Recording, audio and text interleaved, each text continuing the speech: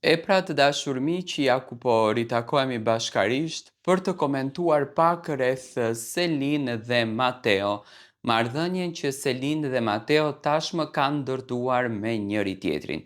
Natën e mbrëmshme e ftuar në Goca dhe Gra, Selin foli për pas Big Brotherit, do me thënë për shoqëri që ajo tashmë ka ndërtuar, për marrëdhënie që ajo ka ndërtuar jashtë dhe për afërsitë që tashmë janë. Do me thënë nuk komentuan shumë marrëdhënia mes Mateos dhe Selin, u komentua shumë marrëdhënia me Brikenën. Selina ishte shumë e prekur në post Big Brother me qëndrimet të cilat i dha Mateo, por njëkohësisht ishte shumë e lumtur dhe shumë mirënjohëse për shoqërinë që kishte gjetur me Brikenën. Tani, për mendimin tim, këto të dyja nuk shkojnë. Nuk mundesh ti të kesh shoqëri të mirë me dikë dhe të kesh shoqëri të keqe me dikë. Unë mendoj që Selin nuk arriti ta kupton që Mateo foli në kuadër të lojës, do me thënë Mateo foli për lojën dhe asnjë njeri në botë nuk mund të thotë që unë nuk e meritoja fitoren, por e meritonte Selin. Normalisht ai për veten e tij, duke e parë dhe gjitha të fanbase të gjerë, ka thënë që fitoren e meritoja unë dhe unë po t'isha në vend të Mateos, do kisha thënë që unë e meritoja fitoren e Big Brotherit. Asnjë nuk e lëshon veten në tokë.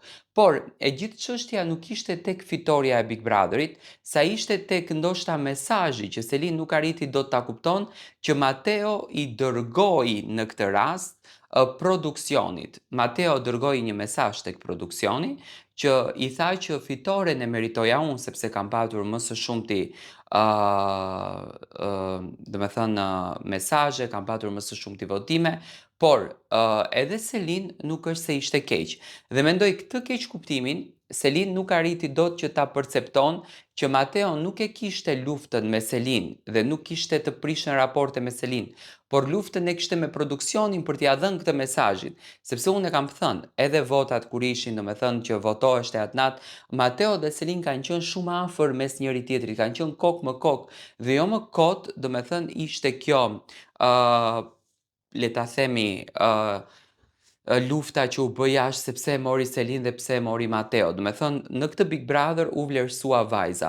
Unë mendoj që Mateo nuk ka inat dhe mlefe me askënd pas përfundimit të Big Brotherit dhe më pak me Selinën që kanë kaluar një javë jashtëzakonisht të bukur, që kanë kaluar momente fantastike mes njëri tjetrit. Mendoj që janë argëtuar bashkarisht dhe ja kanë dalë që të krijojnë një lloj miqësie dhe nuk ma merr mendja që Mateo i ka patur të gjitha fjalët për të goditur Selinën, sa i ka patur fjalët për të goditur produksionin. Të paktën unë kështu e lexoj këtë që Mateo e tha gjatë post Big Brotherit të parë që realisht pati këtë konfliktin virtual me Selinin.